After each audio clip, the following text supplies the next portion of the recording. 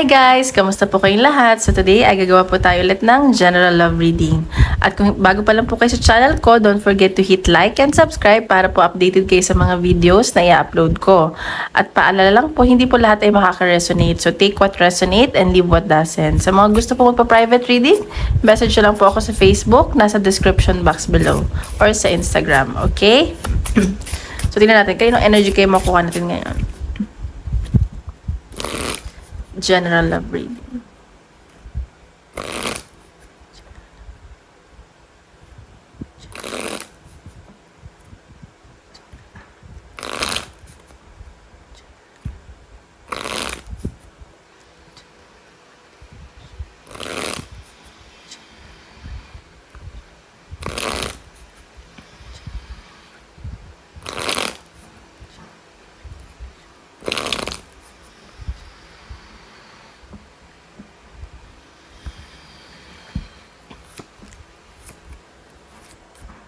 Okay, sa ngayon, nakikita ko, wala kayong pag-uusap ng person mo, ayaw nyo makipag-usap dahil siguro may lumalayo or may magta-travel, at may nakikita akong success card sa inyo ng person mo.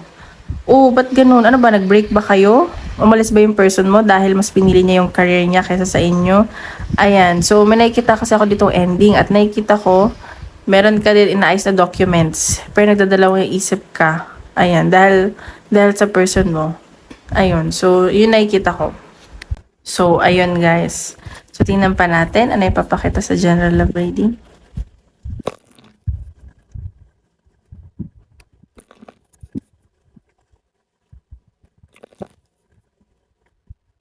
May nangangailangan dito ng ng parang malaking pera, ganun.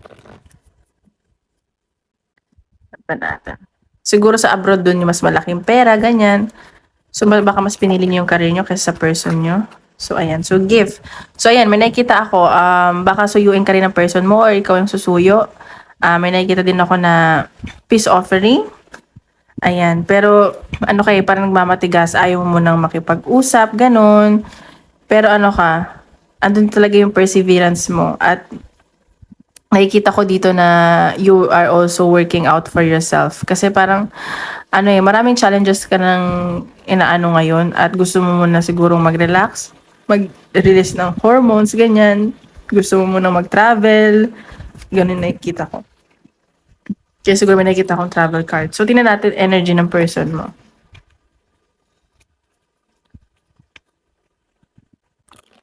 Oops. Energy ng person. Isin muna natin. Kita.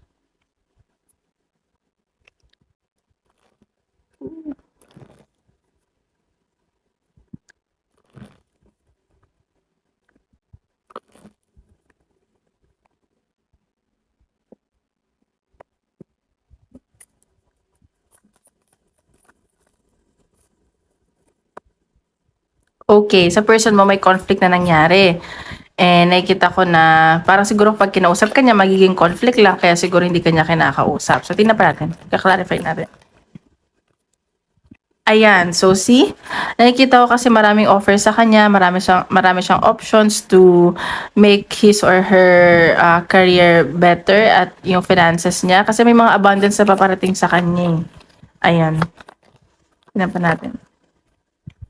See? Ito. Two of Cups. So, ayan. Kasi para sa inyo naman din daw to fulfillment. May nakita ko mahal ka naman ng person mo, mahal niyo yung isa't isa. At itong gagawin niya siguro, magta-travel siya. Para sa inyong dalawa daw to. Ayan no. May nakita talaga akong pag-travel, triumph. At magiging, siguro magiging maayos yung buhay at kaperahan ng person mo. Pa natin. Nandiyan yung person mo. See, ayan, yung person mo kasi parang medyo bossy. Parang gusto niya siya lang nasusunod, authoritative yung energy ng person mo. Kaya siguro ganito siya. Or may promotion na sa kanya, in-offer sa abroad. Siguro yung nagiging conflict ng person mo is yung decision para sa inyong dalawa.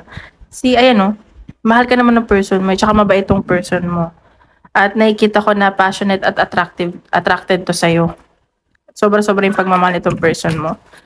Emotionally, parang siya, emotionally intelligent yung person mo. Ba natin?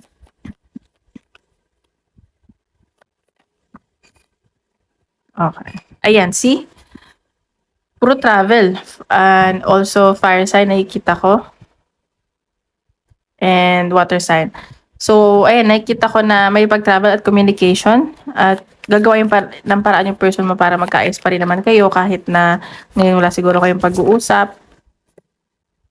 Ayan, 4 of Cups. Kasi ayaw niya magsisi siya. So, nagbe-meditate muna siya. Kasi ayaw niya may pagsisihan siya dito. Alam mo yun. Ayan no, new beginning. May paparating sa talagang new beginning sa person mo or sa inyong dalawa. Para sa inyo to.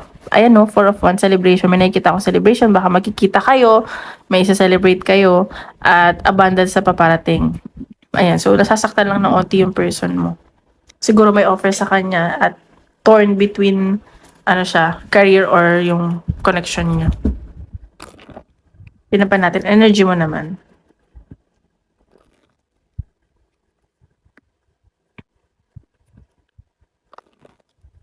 Energy mo.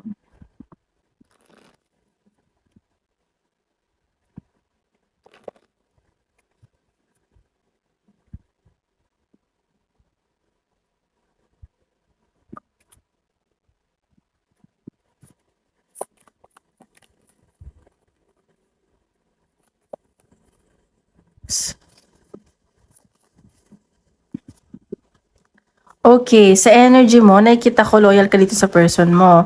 At sa nakikita ko, meron din sigurong offer na paparating sa'yo at nahihirapan ka din pumili. Siguro sa career mo to. Nagme-meditate ka din. Ayan o, Queen of Pentacles. See? So, nagpo-focus ka din sa kaperahan mo at gusto mo maging stable yung connection ng person mo. At sa relasyon, ayaw mo lang ng love. Gusto mo, like, may financially stable kayo parehas. Alam mo yun? Kahit na siya may trabaho, gusto mo ikaw din meron. Queen of Wands, ayan. So, nakikita ko, ka din naman, passionate at attracted ka dito sa person mo. Parehas kayo na energy. At so, nakikita ko, baka magkita kayo or may ayusin kayong travel at kailangan nyo ng malaking pera. Ayun. Parang sobrang charming mo sa person mo. Natin. Energy mo.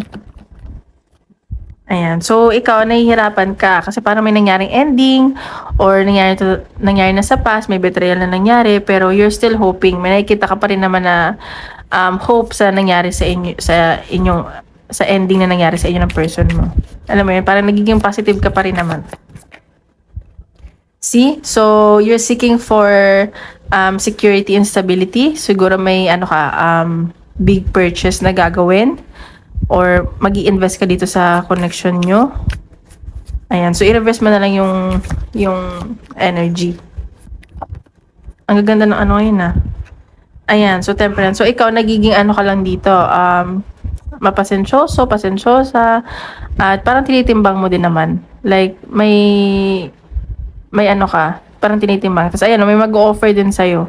So, pareha siguro kayo may offer. O itong person mo, mag-o-offer sa'yo. Ikaw yung mag-o-offer. Na siguro dito ka na lang, ganyan. Ayan, so miss na miss mo na tong person mo. See, sabi ko na nga ba parang mag-o-offer ka or itong person mo baka mag-message, baka mag-date kayo dahil miss nyo na yung isa't isa, ganun. Ayan, so pero ikaw nagdadalawang isip. Or siya nagdadalawang isip. 3 of Wands, may pag-travel, may nakikita akong pag-aantay. At sa nakikita ko, siguro iba dito si man or si woman. Kasi ayan sa dagat, may nakikita akong ship or boat, ganyan. So, nakikita ko kailangan nyo lang magbigay dito sa connection nyo ng person mo.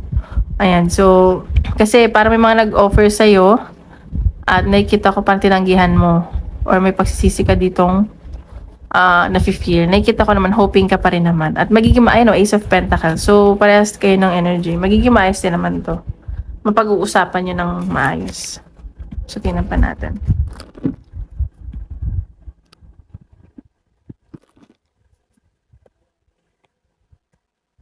Ayun pang papakita. Twin flame. So, ayan. So, twin flame kayo na person mo at divinely connected talaga kayong dalawa. Kaya siguro parang hindi kayo mapaghiwalay, ganyan. So, ayan. May hihingi ng sorry. Isa sa inyo. Maayos nyo din to. Oops, isa lang po. Ayan, so family security, ayan 'no. So naghahanap ka ng security, ayan baka magbuo kayo ng pamilya or pamilyado na kayo at nahihirapan kayo mapaghiwalay, ayan. So magiging maayos naman daw 'to, ayan, oh. So ngayon nag-aano ka lang muna sa social media at nakikita ko relationship connecting. So kung hindi man kayo nag-uusap, mag-uusap rin naman kayo. So ayan, oh, sa ngayon hindi pa daw kayo nag-uusap. Mahal niyo naman isa't isa, oh, yung romance feeling, ayan. So positive naman yan nasa sense ko. Tingnan pa natin.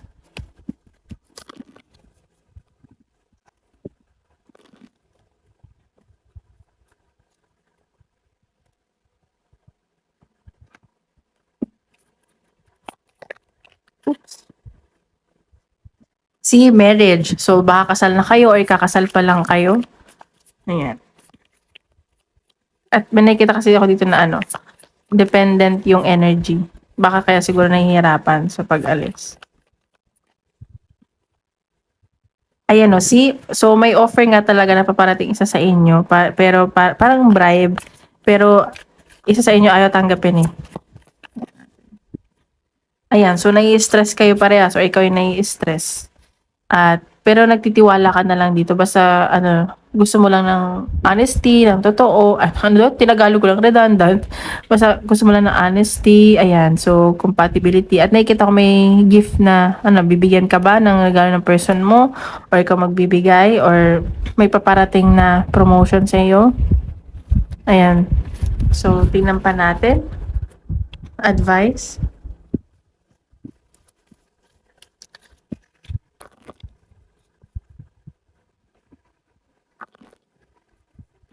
Advice ng universe. Ayan, lioness. You've earned all your stripes. So, nakikita ko dito lahat daw ng pinaghirapan mo or sa connection nyo at makukuha yun din naman to. Ayan, may pag-travel talaga. So, ngayon baka nagre-relax ka lang, baka pupunta ka sa beach at ayan o, take yourself out on a date. So, ayun nga, mag-relax ka muna yung advice na ipapakita sa'yo. Huwag ka muna magpaka-stress masyado. So, tingnan natin sa career naman. Okay guys, don't forget to hit like and subscribe. At kung gusto nyo pa private reading, message nyo lang ako sa Facebook, nasa description box below. So, tingnan naman natin sa career.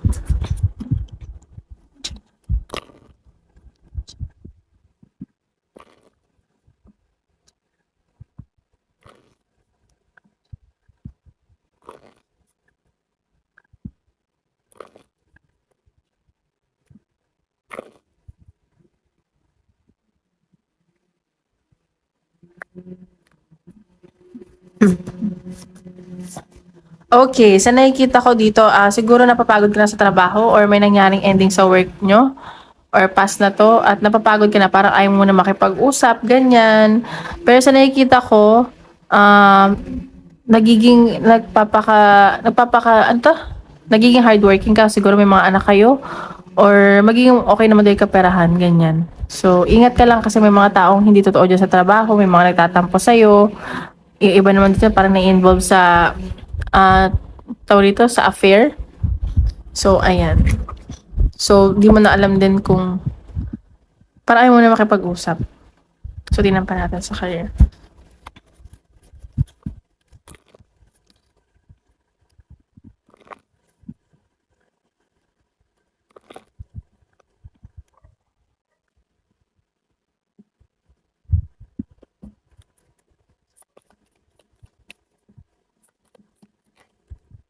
Okay, sa career, ayan. So, nagme-meditate ka dito. Parang may pinag-iisipan ka. At sa nakikita ko naguguluhan ka kung ano ba, aalis ka ba or basta parang may pinag-iisipan ka dito sa ano. Ayan, no.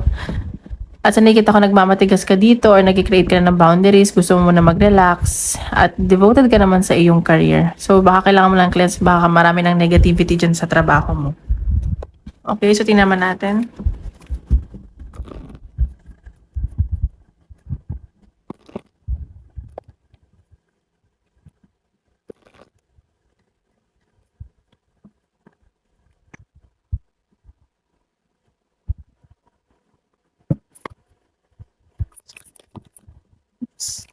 Ayan, so wag ka lang daw mag-alala kasi may nakikita akong success sa career mo at magiging masaya ka dito.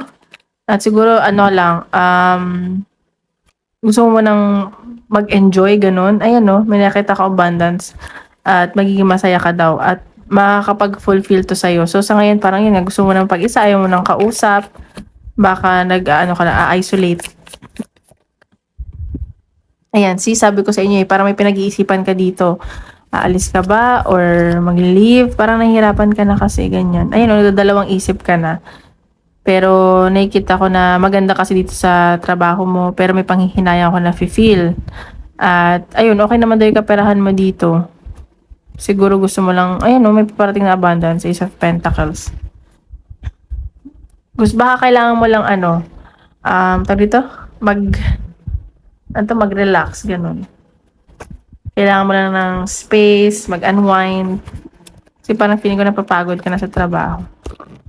Pinapanaan.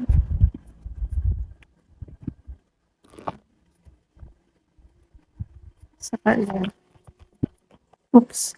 Ayan. Oh, ayan. Kaya siguro napapagod ka na kasi may mga agreement or disagreement na nangyayari. So, nakikita ko naman makikipag-compromise ka dito sa mga ka-opisina mo at magiging maayos naman. Siguro na ano ka lang, naiirita ka at parang disturb ka. Ayan. Kasi siguro mag-isa ka lang at may mga nangyaring disappointment. So, ayan. May mga pagpaplanuhan ka dito at nakikita ko na maayos naman daw to. Mag-focus ka lang daw sa goal mo. Ayan, so wag ka daw mag-quit kasi parang naiisip mo na mag-quit. So ayan, maging confident ka lang kasi fated tong nangyayari sa'yo, okay? So tingnan pa natin. Advice ni universe. Guys, sorry kung may maingay, may ginagawa kasi dyan eh. Advice ni universe. Grounding, go deep, explore your roots. So sinasabi dito na you should ground yourself. And siguro mag-meditate ka and isipin mo muna yung mga roots mga roots nitong mga nangyayari sa'yo.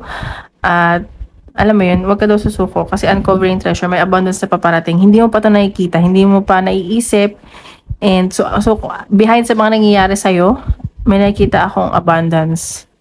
Ayan, no. Beneath the surface lies great bounty. So, sabi nga nila, kung may pinagdadaanan ka daw ngayon, may mga kapalit. Everything happens for a reason. Okay? So, tingnan naman natin. Isip ka question. Tingnan natin ang sasagot.